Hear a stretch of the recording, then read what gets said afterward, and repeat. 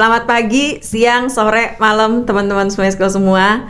Ketemu lagi bersama saya Mira Ayu yang nge-host acara podcastnya Smesco bersama teman-teman UKM-nya Smesco nih. Nah, kali ini kita kedatangan teman Smesco, sobat Smesco dari produsen produk-produk muslimah. Jadi dari baju, terus ada juga kerudung-kerudung gitu deh. Nah, kenapa ini kita angkat sekarang? Karena emang relate banget nih, kita lagi ngusahain nyambung banget sama sebentar lagi kan kita udah mau puasa, terus bakalan nyambut Lebaran. Oke, nggak usah lama-lama lagi, kita akan kenalan langsung dengan ownernya Scandelaria Scarves. Selamat siang Mbak Sinto. Selamat siang Mbak Ayu. Terima kasih udah datang di podcastnya Smesco, udah sempet-sempetin datang ke sini. Dari mana ya Mbak? Dari Jakarta Selatan, Tebet.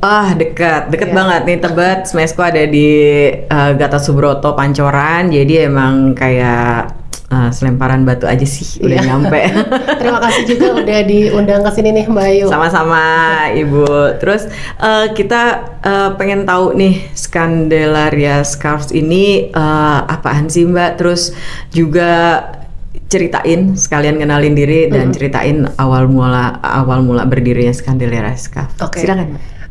Jadi Scandelaria Scarves itu kita mulai itu di tahun akhir 2020 pas pandemi. Sebenarnya saya waktu itu lihat di pasar, ternyata di pasar itu masih jarang hijab dengan desain eksklusif, tapi dengan harga yang terjangkau gitu. Jadi saya pikir ini satu peluang juga sih untuk kita berusaha gitu ya. Jadi pada saat itu saya mencoba untuk membuka usaha ini dengan memulai membuat hijab print. Jadi memang apa yang kita produksi itu semua eksklusif. Jadi kita pesen patternnya itu, saya diskusi sama pattern designer. Terus juga kita cari tempat produksi yang memang mempunyai kualitas bagus gitu ya.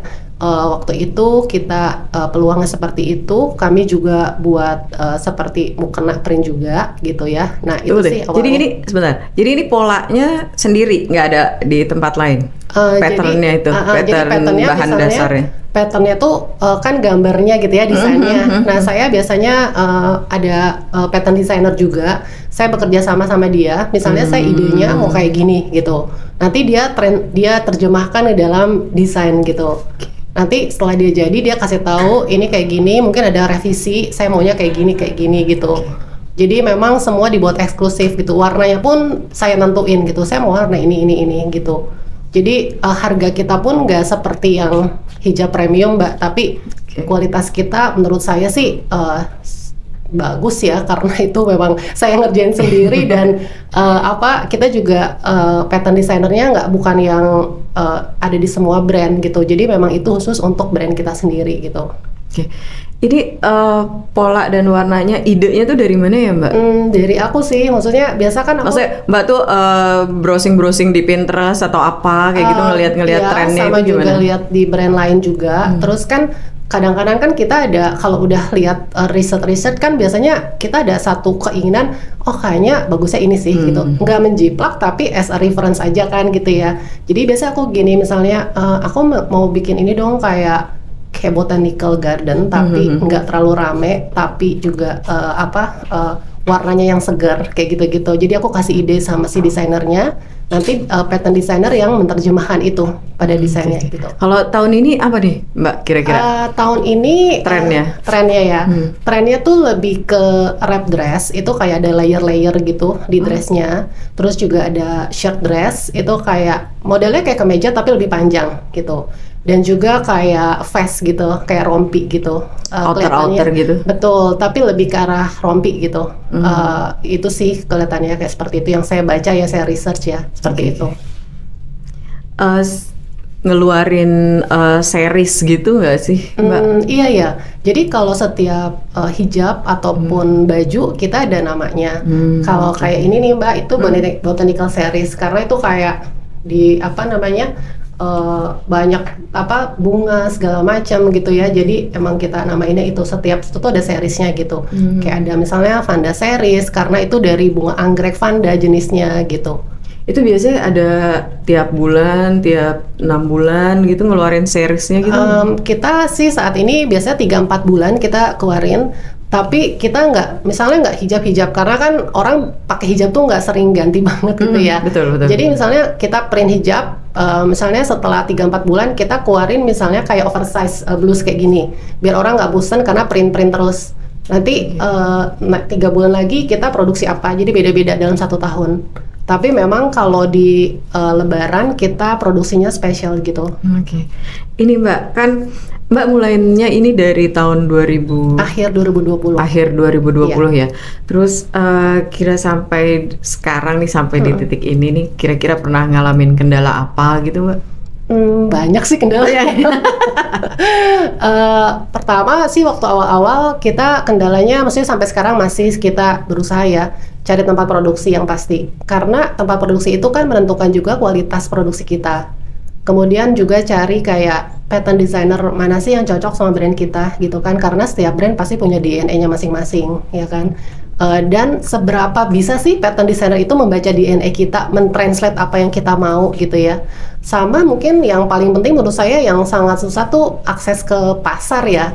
Karena itu menurut saya semua UMKM tuh masalahnya tuh kebanyakan di situ sih gitu. Itu selama ini dijualnya lewat mana aja Mbak? Saya jual di e-commerce, kemudian juga kita ngadain bazar offline. Jadi mulai tahun lalu kita ada bazar, kita tahun lalu tuh ke Bandung juga pernah waktu puasa. Ikut-ikut gitu bazar gitu? Betul gitu. Tahun lalu tuh di Hotel Trans kalau nggak salah di Bandung, itu kayak 5 hari di sana gitu. Itu informasi dapat dari mana ya Mbak? Networking. Main di sosmed juga nggak Mbak? Iya, kita ada Instagram, kita posting maksudnya regularly gitu ya. Kemudian juga kita ada iklan di IG Ads itu, setiap bulan sih kita iklanin gitu sih Pak. Itu ngaruh nggak sih Mbak? Dari Instagram? Secara ini sih saya belum ngerasa ininya ya, maksudnya dampaknya tuh kayak mungkin nggak berasa atau bagaimana gitu ya kayaknya. Kayaknya nggak tahu apa yang salah gitu ya, tapi kayaknya sih belum terasa gitu. Kayaknya mungkin abis ini bisa ditawarin ikut program Yasmesco, bikin website dan gimana bikin ads yang laris. Oh iya, nah betul. Yang ads yang ini ya, yang ada berdampak banyak. Selama ini ada pakai endorse kayak gitu-gitu nggak sih? Pakai. Jadi dari awal emang kita, maksudnya kan ini kan bisnisnya baru ya, kita mesti cari mana sih yang tepat nih buat brand kita ini gitu ya, pemasarannya apakah endorse ataukah lewat bazar ataukah apa gitu. Nah awal-awal kita memang endorse lumayan ke artis-artis lah ya gitu ya, bisa dibilang ya. Kadang ya maksudnya kadang pengaruh kadang enggak gitu kan ya. Tapi ya kita jalanin, maksudnya kita usaha aja sih, maksudnya ke depannya ya kan kita nggak tahu di impact-nya kan, biasanya kan impact-nya kalau marketing tuh nggak sekarang, mungkin ke depannya atau bagaimana gitu kan. Nah cuman yang kita lagi pelajarin sekarang kayaknya ini memang harus bazar online sih, jadi orang tuh lebih pegang, lebih lihat gitu, kayaknya kan orang lebih yakin kalau belinya tuh dipegang gitu kan. Nah itu yang kita jalanin strateginya untuk tahun ini. Sebenarnya mulai dari tahun lalu yang saya bilang kan, tapi maksudnya kita berusaha biar masyarakat tuh tahu gitu loh Mbak. Itu sih. Kan sekarang Mbak udah ada nih di Instagram, terus juga udah main di online lah ya, terus ada juga di marketplace. Nah, strategi pemasarannya tuh gimana Mbak untuk yang online, di pemasaran online-nya gitu? Kalau online biasanya sih kayak e-commerce gitu ya, kan kita ada ads gitu. Biasanya setiap minggu kita pasang ads sih supaya dia kelihatan lah gitu. Kemudian di satu e-commerce yang khusus muslim gitu, saya juga ada. Biasanya saya dia suka kalau ada produk baru atau saya minta tolong dia supaya muncul di IG story-nya dia gitu. Sama bazar sih terutama gitu. Udah ada kerjasamanya gitu ya? Kan bisnisnya Candelaria Scarves ini banyak gitu ya, banyak di luar sana yang melakukannya juga gitu, bisnis di bidang fashionnya muslimah gitu kan. Nah kira-kira dalam perjalanan usahanya Mbak ini dari mulai buka sampai sekarang tuh peluang dan tantangannya seperti apa tuh Mbak? Peluang sih maksud saya walaupun banyak tetap ada ya, namanya juga dunia usaha gitu kan. Kemudian tantangannya yaitu mungkin buat kami Tantangannya adalah memberikan produk dengan kualitas yang baik tapi harga terjangkau, gitu sih. Susah nggak sih? Harga terjangkau tapi barangnya premium. Ya pasti marginnya sedikit, lebih sedikit. Mungkin saya dengan brand terkenal itu tempat produksinya sama gitu ya. Cuman kan biaya produksi mereka lebih kecil karena kuantitas mereka banyak ya kan. Terus margin yang mereka tetepin juga lebih tinggi daripada margin saya kan. Iya, sebenarnya mau nggak mau ya, maksudnya kalau kalau kita samain sama yang udah terkenal kan kita udah kalah gitu ya. Jadi mau nggak mau saya mesti set harganya di bawah mereka gitu. Tapi paling nggak saya tahu tempat produksi saya sama dia gitu kan. Itu strategi juga ya Mbak, strategi pemasaran juga ya. Terus untuk menyikapinya gitu gimana Mbak? Menyikapi apa maksudnya? Menyikapi kompetitor yang lain gitu. Terus terang saya tuh untuk kompetitor saya tuh nggak nganggap UMKM di levelnya saya gitu ya, di Candelaria nggak menganggap sebagai kompetitor. Justru saya melihat kayak brand-brand besar itu yang modest fashion itu adalah kompetitor saya gitu. Kenapa? Supaya saya tuh bisa, saya harus sih kayak dia nih gitu, supaya bisa gitu. Jadi parameternya mereka gitu. Kalau saya bisa kasih produk kayak mereka dengan harga saya, itu akan jauh lebih baik gitu. Orang tuh pasti akan lihat, loh kok ini kayaknya ini ya kualitasnya sama yang itu gitu kan. Jadi karena saat ini saya tuh perlu sekali untuk akses ke pasarnya itu gitu. Jadi saya nganggap mereka kompetitor. Jadi saya lihat mereka buat apa, dari bahan apa gitu. Nggak menjiplak, tapi kayak mau lihat aja mereka trennya apa sih, gimana gitu sih. Spill dikit boleh ya Mbak? Itu kalau gimana sih, ada strategi khusus nggak supaya customer tuh balik lagi beli produknya Candelaria Scarves ini? Gitu. Yang pertama balik lagi sih Mbak, lebih ke kualitas produk ya. Kalau maksudnya saya tuh kan ngerjainnya kayak pakai passion gitu ya. Jadi kalau menurut saya ini nggak layak jual, saya nggak akan jual. Kalau saya nggak suka, saya nggak jual, mending saya ganti. Misalnya saya ke pattern designer, terus saya nggak suka hasilnya. Maksudnya kan kalau udah jadi tetap kita harus bayar dong ya nggak? Tapi saya nggak suka, saya nggak keluarin.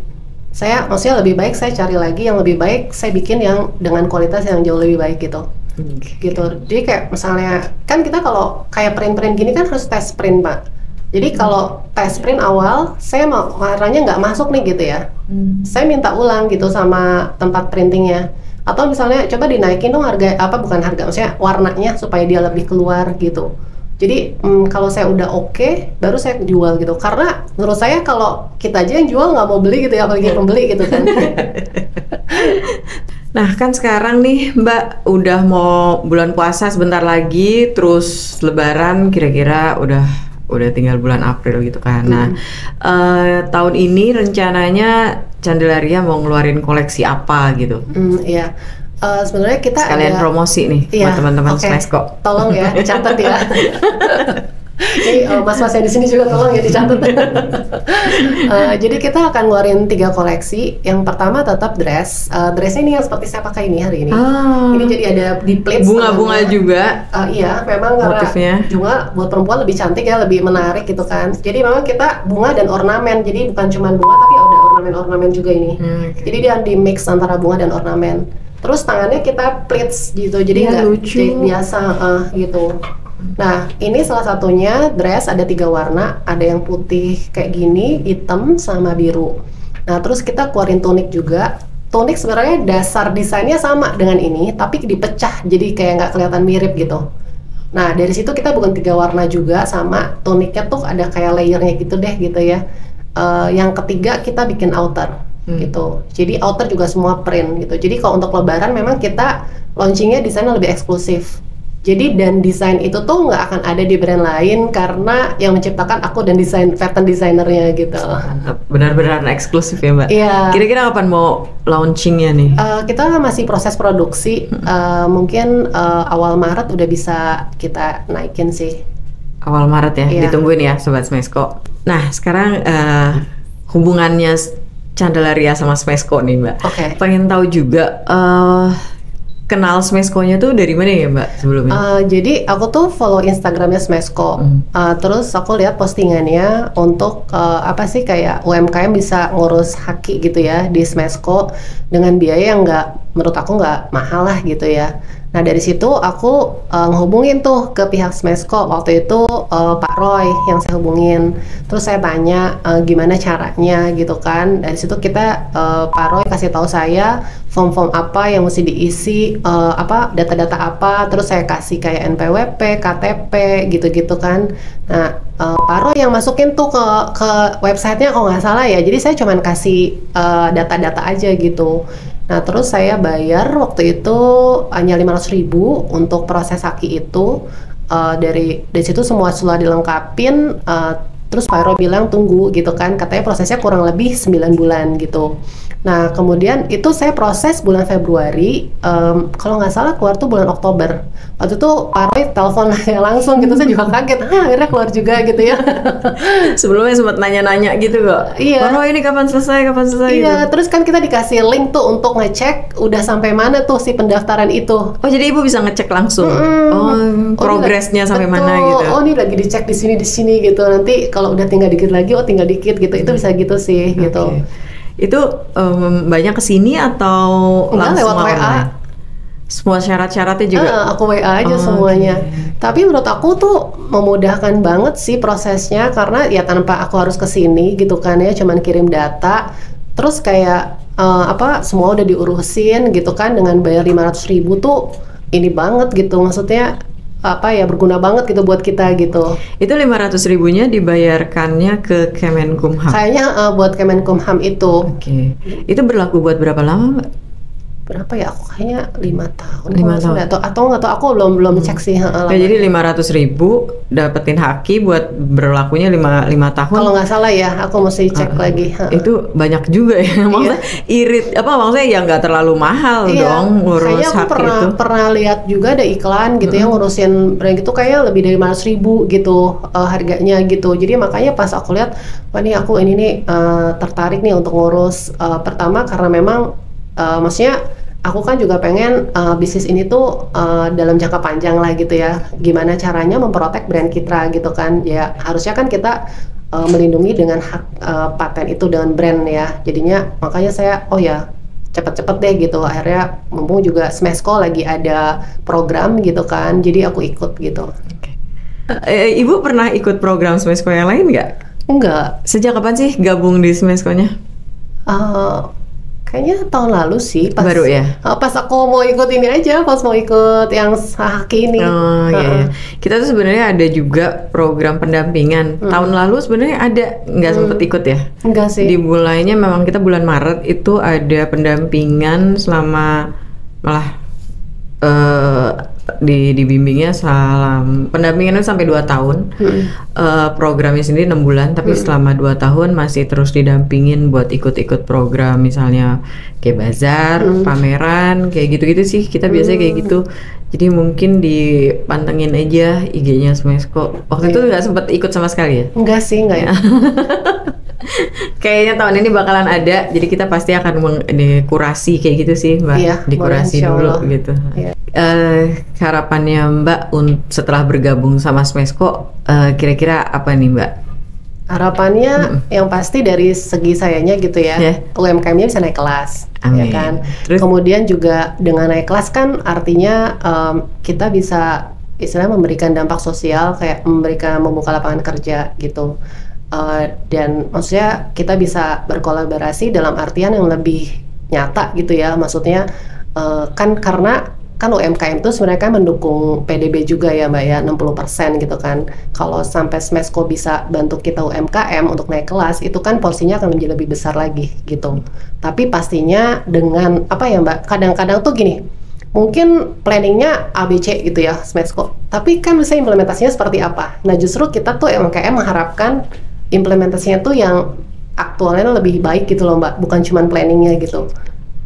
Saya yakin semua UMKM tuh mungkin kesulitannya adalah akses pasar tadi. Nah mungkin Smesco bisa seperti tadi yang Mbak bilang kan, ikut bazar itu tuh sangat berdampak buat kita. Karena kalau kita sendiri, pertama untuk dapat tempat yang bagus kayak misalnya di mall ya, di high end mall gitu kan mahal gitu kan. Kalau misalnya Smesco bisa menjembatani kita gitu ya, itu sangat bagus sekali. Karena kenapa? Kalau kita bayar kan berapa puluh juta gitu ya. Terus udah gitu kalau misalnya di high end mall kita dapat marketnya tuh yang lumayan bagus Mbak, yang daya belinya tuh tinggi gitu kan. Jadi sangat berdampak buat kita gitu. Sesuai dengan produknya. Betul. Baik. Oke, terima kasih Mbak untuk masukannya. Untuk di tahun ini kita juga akan ada pendampingan, program pendampingan, terus ada juga inkubasi beberapa kali program inkubasi. Nah mungkin Mbak sering pantengin email. Waktu itu waktu daftar di Smesco masukin email kan. Nah biasanya tuh kita newsletter kita kirim ke situ dan pastiin selalu dibuka karena kalau 10 kali nggak dibuka biasanya di DO. Oh tuh. Gitu. Siap. Jadi Mbaknya nggak bakalan nerima email yang ke 11, 12 dan seterusnya. Kalau udah 10 kali nggak buka biasanya udah langsung terminated gitu. Iya.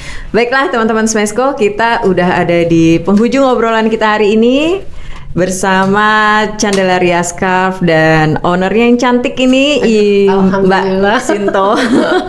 Terima kasih udah hadir ke sini Mbak Sinto. Ya, sama-sama Mbak, terima kasih juga udah diundang nih. Siap. Dan teman-teman Smesco, semoga obrolan kita hari ini bermanfaat buat teman-teman Smesco dan buat masyarakat yang mengikuti acara podcastnya Smesco setiap kali tayang di YouTube dan Spotify-nya Smesco.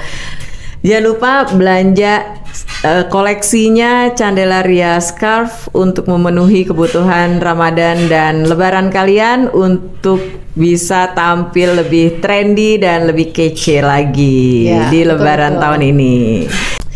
Ya, oke, sampai jumpa lagi. Selamat siang, sore, malam. Makasih Mbak Sinto, sampai jumpa lagi. Sama-sama. Terima kasih.